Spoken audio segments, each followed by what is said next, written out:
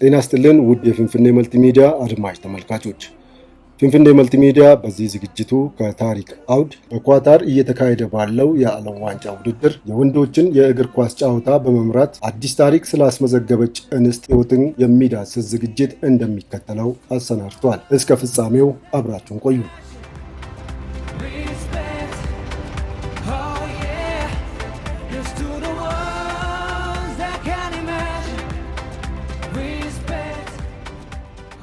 በኳታር እየተካሄደ ባለው የዓለም ዋንጫ ውድድር ባሳለፍነው ሐሙስ ማለትም ታህሳስ 1 ቀን 2022 ዓ.ም ምሽት ኮስታሪካና ጀርመን ባደረጉት የምድብ ጨዋታ ለመጀመሪያ ጊዜ ሙሉ በሙሉ በሴት ዳኞች ተመርተዋል። በጨዋታው ጀርመን ኮስታሪካን 4-2 ብትረታም ወደ ቀጣዩ ዙር ግን ሳታልፍ ቀርታለች። በዚህ ኮስታሪካና ጀርመን በአልባይት ስቴዲየም ባደረጉት ጨዋታ ስቴፋኒ ፍራፐርት ጨዋታውን በመሃል አርቢትርነት የመራች ሲሆን ይህም ፈረንሳዊቷን ዳኛ በወንዶች የዓለም ዋንጫ ላይ በመዳኘት የመጀመሪያዋ ሴት አድርጓታል። የኮስታሪካንና የጀርመንን ጨዋታ በመሃል ዳኝነት የመራችው ስቴፋኒ ፍራፐርት በዚህ በመሃል ዳኝነት ለመጀመሪያ ጊዜ በመራችው የወንዶች የዓለም ዋንጫም የመጀመሪያ ቢጫ ካርዷን ለኮስታሪካው ተጫዋች ኦስካር ዱርቴ በጨዋታው 76ኛው ደቂቃ ላይ አሳይታለች። ፈረንሳዊቷ ዳኛ ከዚህ ጨዋታ ቀደም ብሎ ሜክሲኮና ፖላንድ ባደረጉት ጨዋታ አራተኛ ዳኛ በመሆን በውድድሩ የመጀመሪያዋ ሴት ዳኛም ሆናለች። ፍራፐርት ከውድድሩ በፊት ስለ ጨዋታው በሰጠችው አስተያየትም ጫናውን እናውቃለን፣ ራሳችንን ግን የማንለውጥ ይመስለኛል። መረጋጋት፣ ትኩረት መስጠት፣ ማተኮርና ስለ ሚዲያ እና ስለ ሌላው ነገር ብዙም ባለማሰብ በሜዳ ላይ ብቻ እናተኩራለን ስትል ለቢቢሲ ስፖርት ተናግራለች።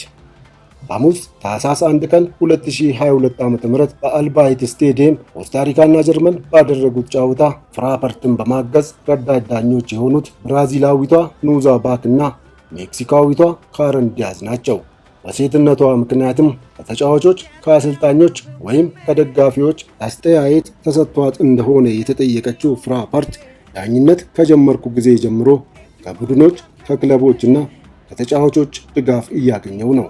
ሁልጊዜም ስቴዲየም ውስጥ አቀባበል ስለሚደረግልኝ ራሴን እንደ ማንኛውም ዳኛ እመለከታለሁ።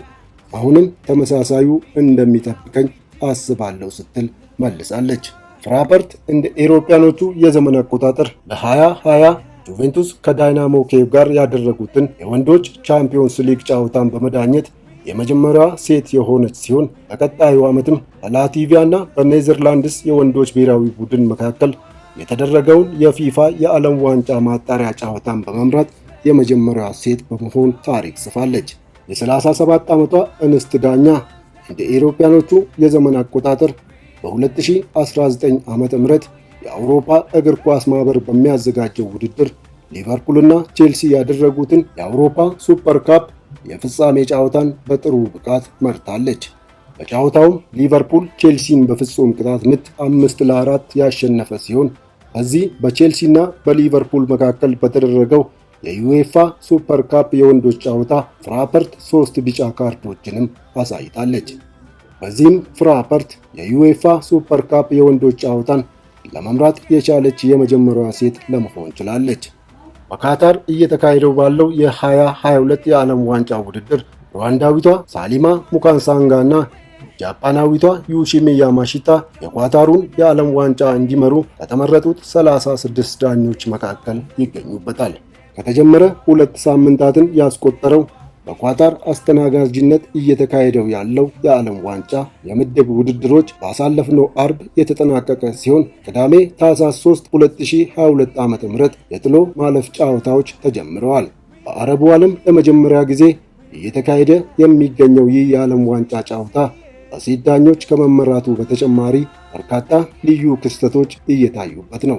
የዓለም ዋንጫ በበረሃማ ኳታር የሚካሄድ በመሆኑ ከዚህ ቀደም ውድድሩ ይካሄድበት ከነበረው ወቅት በተለየ ጊዜ እየተከናወነ ይገኛል። እስካሁን ባለው የውድድሩ መስተንግዶ በቢሊዮን ዶላሮችን አውጥታ የተዘጋጀችው ኳታር ስኬታማ እየሆነች እንደሆነም ይነገራል። የ37 ዓመቷ ወጣት በፈረንሳይ 3ኛ ዲቪዚዮን የወንዶች እግር ኳስ ጨዋታን መዳኘት ከጀመረችበት ከ2011 ዓ.ም ጀምሮ እስካሁን ባለው ጊዜ በሴቶች ዳኝነት ግንባር ቀደምም ሆናለች። በ2019 ዓ.ም ዩናይትድ ስቴትስ ኔዘርላንድስን 2-0 በማሸነፍ የፊፋ የሴቶች የዓለም ዋንጫ ሻምፒዮን የሆነችበትን ውድድር ፍራፐርት መርተዋለች። እንደ ኢሮፓያኖቹ የዘመን አቆጣጠር በ2019፣ 2020 እና 2021 ከዓለም አቀፉ የእግር ኳስ ታሪክና ስታቲክስ ፌዴሬሽን ወይም በእንግሊዝኛው ምህጻረ ቃል IFF